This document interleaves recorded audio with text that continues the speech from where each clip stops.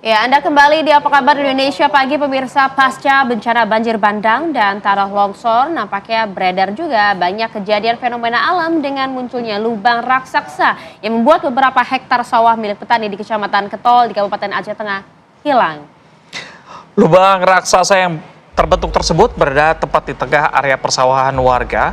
Tanah ambles yang mirip dengan fenomena alam sinkhole diperkirakan telah membentuk lubang lebih dari 27 meter persegi dan mulai mengancam jalan lintas Kabupaten Aceh Tengah Bener Meriah.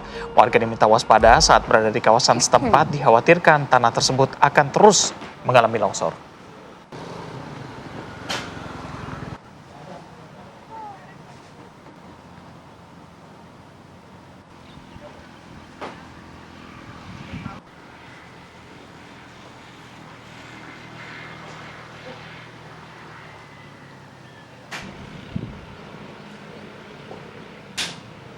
Dan untuk lebih mendalami hal ini sudah bergabung bersama kami Kepala Pusat Riset Kebencanaan Geologi BRIN, peneliti ahli utama bidang geoteknik Adrin Tohari. Selamat pagi, Pak Adrin. Selamat pagi, Pak Adin. Selamat pagi Mas Reza. Selamat pagi Mbak Maria. Baik, Pak Adrin, mungkin Anda bisa jelaskan kepada kami, ini fenomena alam yang bisa disebut sebagai sinkhole ini terjadi di beberapa wilayah, terutama pasca bencana begitu. Sebenarnya apa yang menjadi penyebab utamanya? Baik, terima kasih. Jadi fenomena sinkhole itu yang bisa kita lihat itu sebenarnya yang terjadi di Sumatera Barat ya, di Kabupaten 50 Koto ya, salah. Itu adalah sinkhole ya. Tapi kalau yang di Aceh Tengah itu bukan sinkhole, itu adalah longsoran. Longsoran yang pernah terjadi, yang sebenarnya terjadi pada tahun 2013 pada saat gempa Aceh Tengah. Jadi itu longsor yang kemudian hingga saat ini terjadi proses yang terus-menerus sehingga membentuk suatu lubang yang besar. Nah, sinkhole itu sendiri syarat terjadinya itu ada di lapisan batu gamping yang berongga, yang kemudian karena ada pengaruh dari aliran air di bawah permukaan, itu kemudian dia menyebabkan terbentuknya lubang akibat tanah di atas itu ambles ke dalam rongga tersebut. Nah, kalau yang di Aceh Tengah ini sebenarnya ini longsoran ya, akibat gempa tahun 2013. Jadi bukan sinkhole sebagaimana yang beredar di media sosial seperti itu. Tapi banyak juga pertanyaan publik begini, Pak, kalau kemudian artinya ada dua hal yang berbeda ya, ada yang sinkhole, kemudian kalau di Aceh ini adalah bentuk longsoran. Tapi apakah kedua kejadian ini terjadi akibat dampak dari bencana beberapa waktu lalu atau memang kondisi ekologis di wilayah ini memang sudah memprihatinkan? Ya, kalau sinkhole memang itu ada kaitannya dengan pengaruh dari aliran air tanah maupun juga aliran air yang ada di permukaan. Ya, kalau yang di Sumatera Barat ini kan terjadi di daerah persawahan dan situ juga dekat dengan mata air. Ya, jadi ada kemungkinan karena curah hujan yang lebat kemarin itu terjadi kenaikan muka air tanah dalam rongga-rongga batu gamping sehingga kemudian dia naik ke pelan-pelan menggerus lapisan tanah di atas yang menutup rongga-rongga itu. Kemudian pada suatu waktu karena sudah sangat labil lapisan tanah penutupnya itu sehingga kemudian dia runtuh dan membentuk sinkhole. Kalau yang di Aceh Tengah ini juga dulunya akibat gempa, tapi kemudian karena adanya cuaca hujan yang sangat lebat, makin lama kemudian gawir longsoran itu membesar dan kemudian dia maju ke arah jalan provinsi, dan itu fenomena memang ada kaitannya dengan air tanah maupun air hujan yang ada di masing-masing wilayah tersebut. Oke, Pak Adrin, biasanya fenomena seperti sinkhole ini terjadi di daerah seperti apa dan kawasan mana saja yang harus waspada begitu? Sinkhole itu terjadi di daerah Batu Gamping.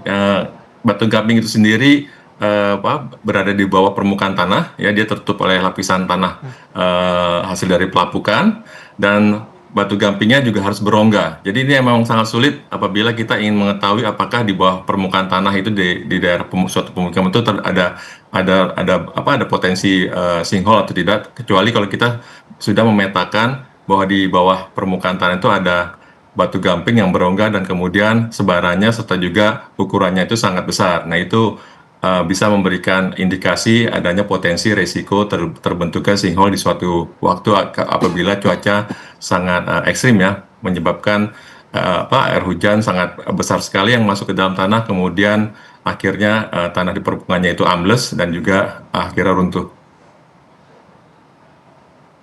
Ya, tapi kan begini Pak, tentu kalau kemudian sudah terjadi, bahkan seperti yang di Aceh ini kan kondisinya kan semakin membesar ya. Apa yang bisa dilakukan sih untuk bisa menghentikan longsoran ini? Kalau di Aceh Tengah itu harus menggunakan struktur ya, jadi kita tahan supaya gawir longsoran itu tidak membesar ya, menggunakan struktur, katakan menggunakan tiang bor, kemudian kita pasang dinding penahan yang sangat kuat, dan celah antara dinding dan gawir longsoran itu diisi dengan material yang bisa meloloskan air, dan air hujan yang masuk ke dalam lapisan tanah itu bisa dibuang sehingga kondisi lereng itu akan menjadi stabil. Tapi kalau sinkhole yang ada di Sumatera Barat itu ada teknologinya, itu kita memasukkan cairan semen. Tapi kalau misalnya kita lihat dari ukuran sinkhole yang terbentuk di Sumatera Barat itu, tentunya teknologi ini akan sangat mahal. Kan dibutuhkan mungkin ribuan kubik ya, meter kubik semen untuk menutup lubang sinkhole tersebut. Dan juga kita belum tahu juga sebenarnya rongga-rongga yang ada di Batu Gamping itu seberapa luas dan juga seberapa besar. Jadi menurut saya untuk daerah yang mempunyai risiko sinkhole yang risiko tinggi itu mungkin relokasi menjadi suatu hal yang efektif untuk mencegah terjadinya bencana.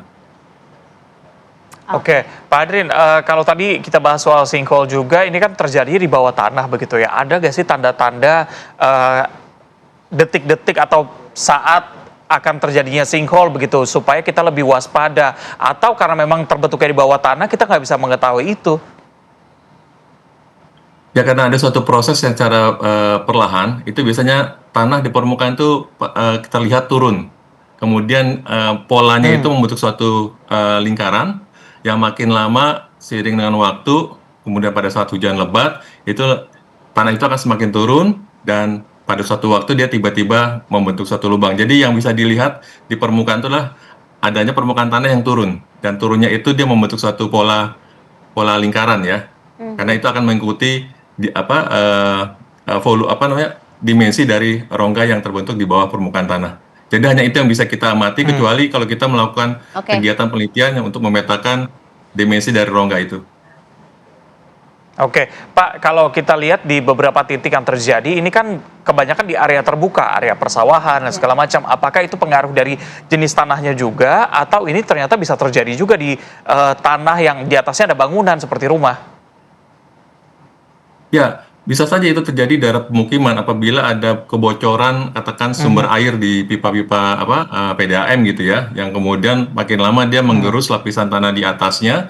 Kemudian ketika tanah itu menjadi growong gitu ya, berlubang, akhirnya dia akan menjadi lemah, dan tentunya itu bisa menyebabkan terjadinya sinkhole apabila lokasi tersebut berada di daerah Batu Gamping berongga. Jadi permasalahan utama itu karena adanya air yang lama-kelamaan dia menggerus lapisan tanah di atasnya, ataupun menyebabkan air yang dalam rongga-rongga itu naik, yang dia menggerus dari bawah. Jadi itu bisa terjadi dimanapun, di pemukiman, di persawahan ya, selama ada sumber air yang menyebabkan terjadinya lubang di dalam tanah yang kemudian dia terhubung dengan rongga yang ada di dalam Batu Gamping.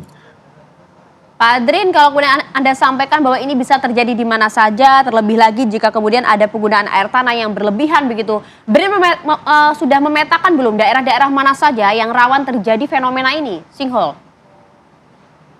Ya, selama ini yang bisa saya sampaikan, kita belum melakukan pemetaan itu ya, tapi kita banyak belajar dari kondisi geologi saja. Ya, jadi dari situ kita bisa mengetahui adanya potensi sinkhole apabila dari kondisi geologinya itu dinyatakan bahwa Batu Gampingnya itu berongga. Jadi kita belum sama sekali melakukan pemetaan secara detail, juga secara skala nasional. Tapi itu ada badan yang melakukan, itu badan geologi yang cenderung mungkin memang itu menjadi tugas pokok fungsi dari badan geologi untuk memetakan Batu Gamping dan juga keberadaan sinkhole tersebut.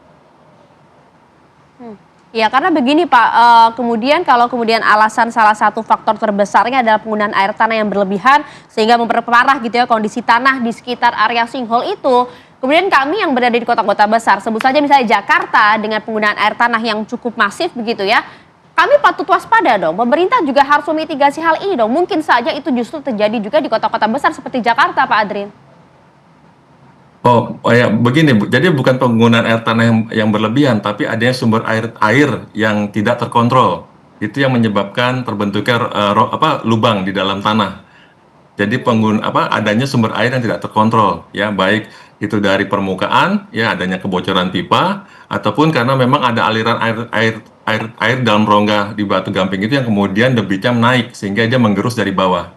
Jadi kalau di Jakarta sendiri itu penggunaan air tanah berlebihan itu dampaknya kepada penurunan tanah. Itu karena ada lapisan batu lempung di bawah permukaan tanah di kedalaman mungkin ratusan meter. Nah itu yang menyebabkan batu lempung itu kemudian dia menyusut sehingga tanah di atasnya akan turun. Jadi fenomena di Jakarta itu lebih cenderung pada land subsidence ya. Tapi kalau daerah-daerah Batu Gamping itu yang terjadi adalah sinkhole. Jadi berbeda fenomenanya. Yang kalau kita membandingkan antara Jakarta dengan di daerah-daerah yang terjadi sinkhole. Jadi yang rawan adalah di daerah-daerah yang penuh batu gamping itu. Iya. Pak Adrin, Betul. lantas apa yang bisa dilakukan oleh masyarakat yang tinggal di daerah rawan tadi Anda bilang, yang tanahnya mungkin di atasnya ada batu gamping begitu? Apa yang bisa mereka lakukan? Yang mewaspadai tentunya ini jadi tugas pemerintah daerah ya untuk memetakan secara detail di mana saja sebaran batu gamping berongga itu, kemudian berapa ukuran dari rongga itu dari ukuran rongga itu yang kemudian kita bisa melakukan suatu evaluasi risikonya seberapa besar. Apabila sudah diketahui risikonya, maka masyarakat yang paling efektif adalah direlokasi ataupun lahan-lahan persawahan itu memang tidak boleh lagi dimanfaatkan. Tentunya ada ganti rugi oleh pemerintah daerah ya. Jadi itu relokasi ataupun mencegah adanya aktivitas daerah risiko sinkhole itu adalah suatu hal yang sangat efektif. Kalau kita bandingkan dengan melakukan menggunakan teknologi untuk menyumbat lubang rongga-rongga yang di Batu Gamping. Oke. Artinya Pak, kalau kemudian sudah terjadi seperti ini ya, dengan lubang yang semakin membesar, kan kalau kita lihat sekarang kan tindakan yang dilakukan kan hanya memberikan batas garis polisi begitu ya, agar warga tidak mendekat. Tapi apa yang bisa dilakukan sih Pak, selain kemudian tadi membentuk penahan begitu ya, secara jangka pendek apa yang bisa dilakukan Pak? Ya, secara jangka pendek kalau menurut saya lakukan kajian lebih detail untuk mengetahui sebaran dari rongga yang ada dalam Batu Gamping sehingga kita bisa mengetahui tingkat bahayanya, kemudian resikonya seperti apa sehingga nantinya bisa dilakukan semacam delineasi daerah-daerah yang mempunyai risiko tinggi, sedang dan rendah di wilayah yang rawan sinkhole tersebut. Itu menjadi satu acuan untuk apakah diperlukan relokasi, kemudian juga penataan ulang tata ruang di sana dan sebagainya.